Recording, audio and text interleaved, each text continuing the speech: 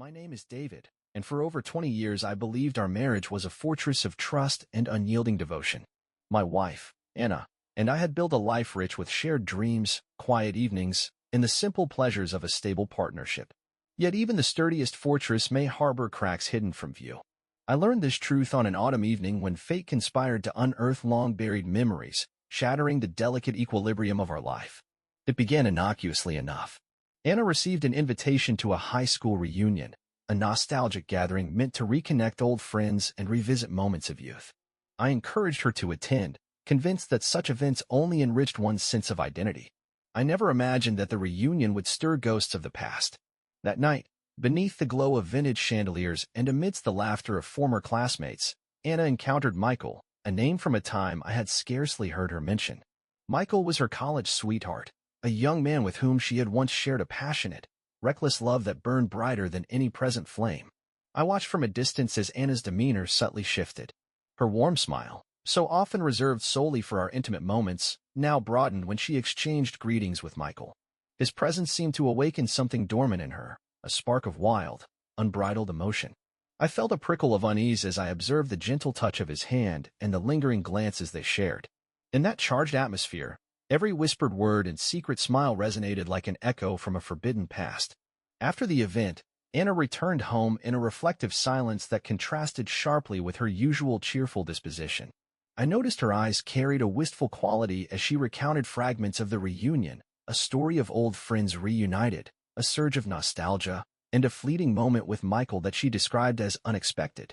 I listened intently, each word igniting a storm of questions within me. Had the flames of her past love been reignited? Was the woman I had come to know over decades concealing a fervor for a time long gone? In the days that followed, subtle changes crept into our daily routine. Anna's laughter, once familiar and warm, occasionally faltered when memories of Michael surfaced unbidden. I began to see her gaze lingering at the window as if searching for something elusive, a hint of a forgotten freedom. At first, I dismissed these as natural remnants of reminiscence. After all, the past sometimes tugs at the present, and memories may resurface without malice. But as the quiet moments multiplied, I sensed that something deeper was at work. Late one evening, as I sat alone with my thoughts, I found myself replaying the scene from the reunion, the way Anna's eyes had shimmered, the almost imperceptible tremor in her smile when Michael's name was mentioned. My heart, usually so steady, began to pound with a mix of sorrow and dread. I wrestled with conflicting emotions, a profound love for the woman I had married and an emerging fear that the echoes of her past might be eroding the foundation of our shared future. I decided to search for answers in the private recesses of my memory. I recalled the early years of our courtship when Anna had spoken fondly of a time when love was wild and unrestrained. Back then, her voice carried an excitement that now lay dormant beneath layers of responsibility and maturity. Had I unknowingly allowed her past to recede into silence? Or had I simply never noticed the spark that still lingered? That night, I resolved to observe Anna more carefully. I began to note every slight change, a pause before answering the phone, a subtle sign when the conversation turned to her youth, a faraway look in her eyes during quiet moments. Each detail, however trivial, was now imbued with a significance that threatened to unravel the tapestry of trust we had woven together. I felt a growing isolation as I questioned whether I was truly privy to every facet of the woman I loved. The tension reached its peak one morning when Anna, still dappled in the soft light of dawn, hesitated before joining me for breakfast.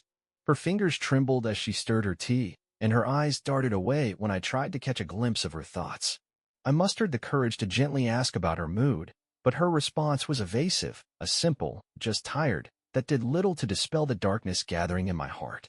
In that moment, I realized that the reunion had not been a fleeting episode of nostalgia. It had planted seeds of discord that were now germinating in the silence between us. I felt betrayed, not by any overt act of infidelity, but by the unexpected resurgence of a passion I had thought was consigned to the past. The realization was as devastating as it was quiet, a slow, creeping disintegration of trust that left me feeling both helpless and enraged. I spent hours that day writing in my journal, each word a desperate attempt to capture the tumultuous mix of longing, fear, and heartbreak that churned within me. I wrote about the reunion, about Michael's ghostly presence, and about the painful truth that perhaps the woman I had vowed to love unconditionally still harbored remnants of a forgotten life. Every sentence was a plea for clarity, a silent cry against the encroaching shadows of the past. As dusk fell and the day's light gave way to twilight, I finally resolved to confront the haunting specter of Michael. Not with accusations, but with the need to understand the depth of Anna's inner conflict. I knew that the path ahead would be fraught with painful revelations, yet I also realized that ignorance could no longer be my refuge. The time had come to unearth the buried memories and to face the reality that our present might be imperiled by the allure of a long-lost love. Standing in the quiet solitude of our living room, I prepared myself for the inevitable conversation, a dialogue that promised to redefine everything I had believed about our union. I did not yet know if the truth would mend the fractures in our bond or shatter it irreparably, but I understood that only by confronting the past could we hope to salvage the future. In that moment, I clung to a fragile hope that perhaps the rekindled memories were nothing more than wistful echoes, a natural part of growing older together, rather than a harbinger of betrayal. Yet deep in my heart, I feared that the past, with all its untamed passion and reckless abandon, had not been laid to rest at all, but was stirring once more to claim a place in our life. In the days following the reunion, the air in our home grew heavy with unspoken words and restless tension. I watched Anna move through our shared spaces as if she were caught between two worlds, the safe, familiar present and the dangerous allure of a past life reawakened. Each morning, the first light revealed subtle changes, a lingering pause before she spoke, a soft smile that vanished as soon as it appeared, and an uncharacteristic quietness that spoke volumes. I sensed that the reunion had stirred more than mere memories. It had awakened long-buried desires that Anna herself struggled to understand. One chilly morning, as the autumn wind rattled the window panes, I found her in the study, a room that had once been her sanctuary for creative expression. Today, however, it seemed to hold a different energy. Anna sat at the desk, surrounded by old photographs and faded letters, her eyes fixed on a particular image of a youthful smile and a wild, carefree moment. I watched her from the doorway, my heart aching with a mixture of sorrow and an inexplicable longing to reach out and understand the depths of her inner turmoil. "Anna," I finally said, my voice soft yet trembling with emotion. "What are you looking for in these old memories?" Her eyes met mine for a fleeting second, and I saw there a glimmer of vulnerability, a hint that the past was not as distant as I had once believed. She hesitated, then replied in a voice barely above a whisper, "Sometimes, I wonder if I ever truly let go of who I was back then." Her words hung in the air, laden with regret and unspoken yearning. I struggled to comprehend her admission. For years, we had built our future on the foundation of shared experiences and mutual trust. Yet now it seemed that the echoes of her former self, the woman who had once danced freely and loved without restraint, were resurfacing, threatening to upend everything we had built.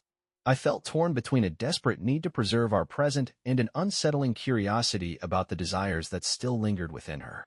Had I been so blinded by the comfort of routine that I failed to notice the undercurrents of passion that never truly died? Over the following days, Anna became increasingly introspective.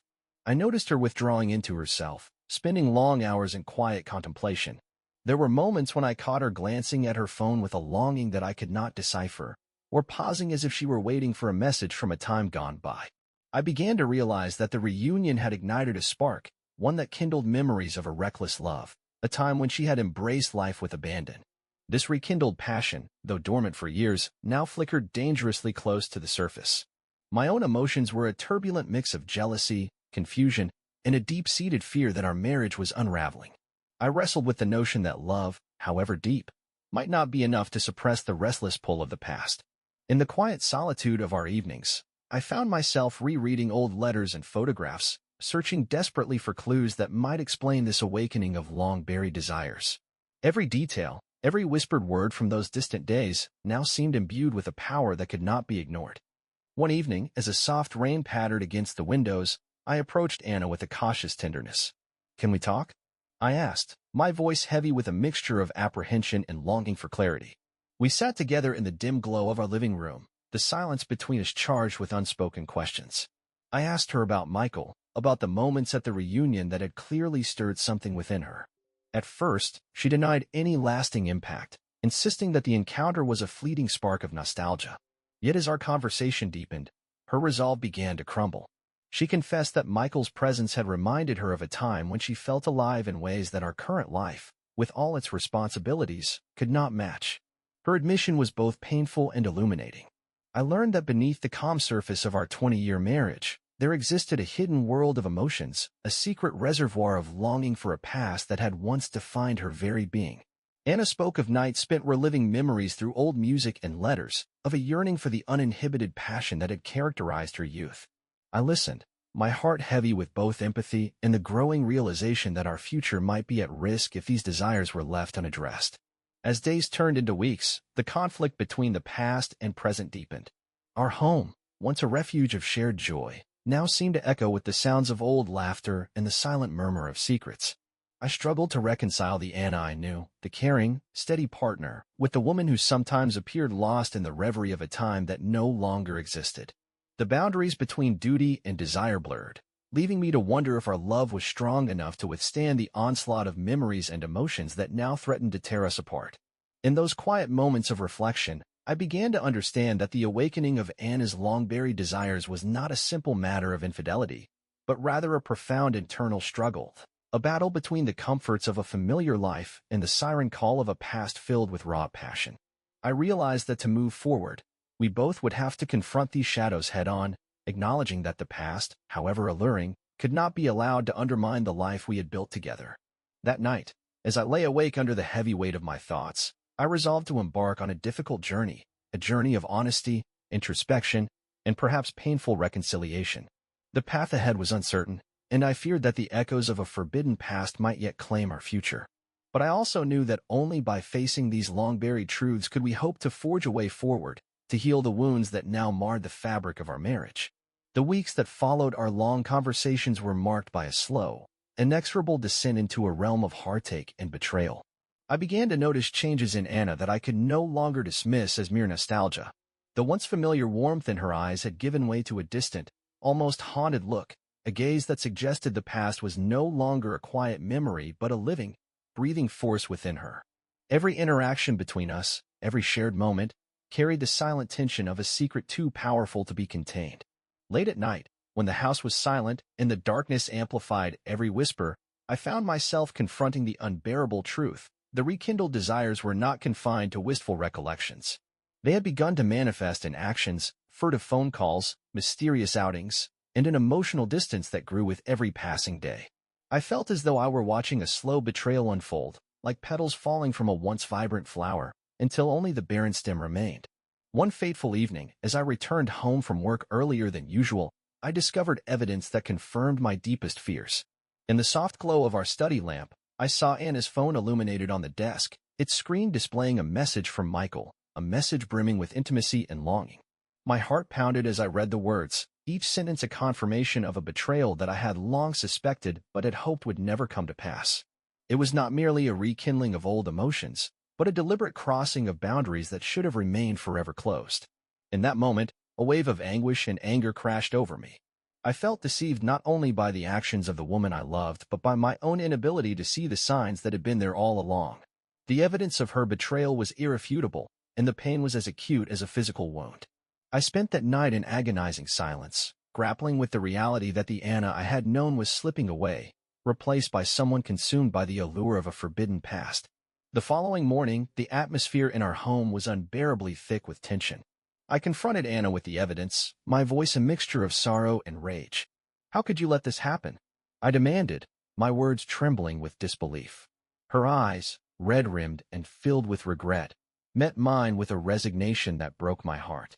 In a soft, broken voice, she confessed that the messages and secret meetings had begun gradually, a slow surrender to the pull of memories and unfulfilled desires. She admitted that Michael had become more than a relic of her youth. He was a living symbol of a passion she felt was missing from our everyday life. Her confession was a maelstrom of emotions. I felt betrayed and abandoned, as though the foundation of our 20-year marriage had been undermined by forces beyond my control. The shock of her admission was compounded by the realization that our future was now tainted by the ghost of her past. Every memory we had built together, every promise made in the quiet moments of our early years, seemed to crumble under the weight of this truth. In the days that followed, our home transformed into a battleground of silent accusations and unspoken despair. I found myself consumed by a painful need for retribution, yet every instinct urged me to salvage what remained of our shattered trust. I sought refuge in solitude, spending long hours alone with my thoughts, trying to piece together the fragments of a life that had once seemed unbreakable. I wrote feverishly in my journal, recording every detail of the betrayal, every bitter emotion that surged through me like a tidal wave. My words were filled with anger, sorrow, and a desperate longing for the life we once shared. Yet even as the betrayal tore at the seams of my soul, I struggled to understand the complexity of Anna's actions.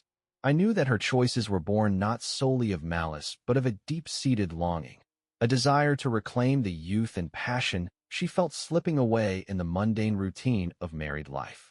This understanding, however, did little to ease the sting of her actions. It only deepened my internal conflict. I was torn between a profound sense of loss and the lingering hope that maybe, somehow, we could rebuild the trust that had been so callously broken. Every day, as I witnessed the slow deterioration of the woman I thought I knew, I felt the chasm between us widen until it seemed insurmountable. The echoes of Michael's presence haunted every corner of our home, a constant reminder that the past was not dead. It was alive and reshaping our present in ways I could no longer ignore. I realized that I had reached a crossroads, a point at which the choices I made would determine whether our marriage could survive this betrayal or be consigned to the ruins of what once was. That evening, as the rain pounded relentlessly against the windows, I gathered my strength and prepared to confront the ultimate question. Could our love, forged over 2 decades of shared dreams and mutual respect, ever withstand the force of a past resurrected by forbidden passion? With a heavy heart and eyes that betrayed my anguish, I resolved that the truth, however painful, must be faced if there were any hope of redemption. In the aftermath of the revelations, the days merged into a tumultuous blend of regret, longing, and a desperate search for answers. Our once familiar home had become a space of uncertainty, a place where every corner echoed with the memories of happier times, and every shadow held the promise of betrayal. I found myself standing at the threshold of a decision that would determine whether our marriage could be salvaged or if it was doomed to crumble under the weight of the past. In the quiet hours of early morning, when the world was hushed and the pain felt most acute, I resolved to seek help. I suggested counseling, a difficult step for both of us, to understand the complexities of our emotions and the forces that had driven Anna into the arms of her former love.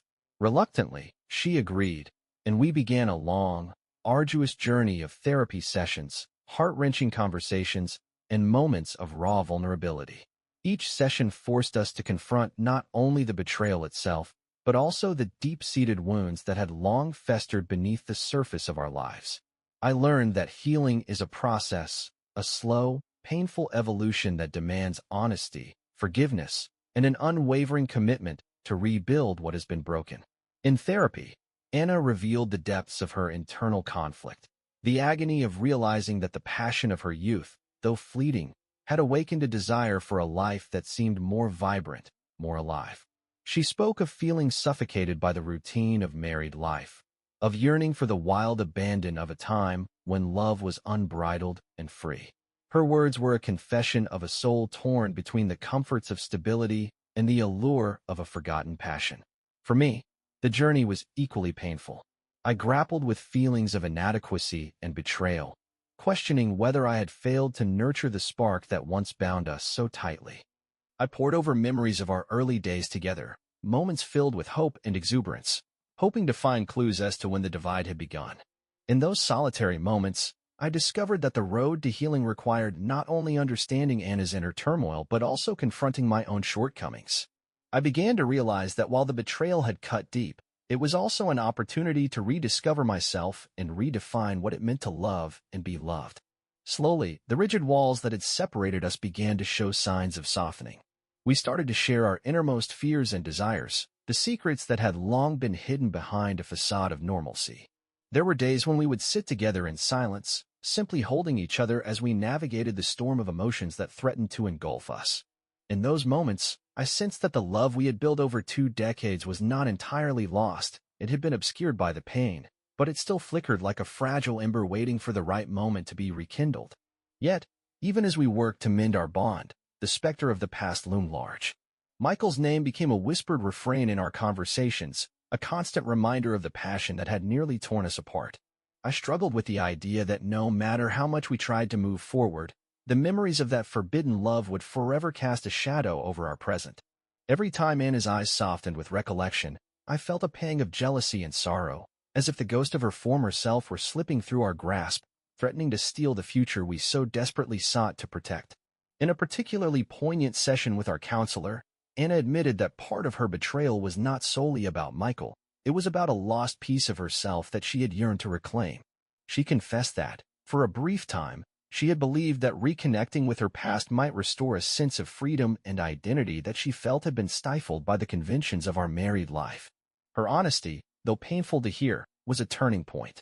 It forced me to confront the uncomfortable truth that our love, while deep and enduring, was not immune to the inevitable changes wrought by time and unspoken desires. I began to wonder if our future could be salvaged or if we were destined to be forever haunted by the specter of what once was. Each day presented a choice: to allow the past to dictate our future, or to forge a new path defined by understanding, forgiveness, and the willingness to grow. In the quiet moments, as I walked alone through familiar streets now imbued with both bittersweet memories and hopeful promises, I resolved that we must choose redemption over ruin. The road ahead was uncertain and fraught with challenges, yet I clung to the belief that true love could withstand even the deepest betrayals. I learned that forgiveness was not a simple act of absolution but a gradual, deliberate process, a journey in which both Anna and I had to learn to accept our imperfections and the painful truths of our shared history. In the end, the decision was ours to make: to rebuild our bond on a foundation of honesty and renewed commitment, or to allow the shadows of the past to sever the ties that had once bound us so tightly. Standing at the crossroads of love and loss, I chose to fight for the future we had built together, even as I carried the scars of betrayal like indelible marks upon my soul. The journey toward redemption was long and uncertain, but with each passing day, as we faced our demons and dared to dream of a life reborn, I found a glimmer of hope that perhaps the embers of our love could be fanned into a flame strong enough to light the darkness.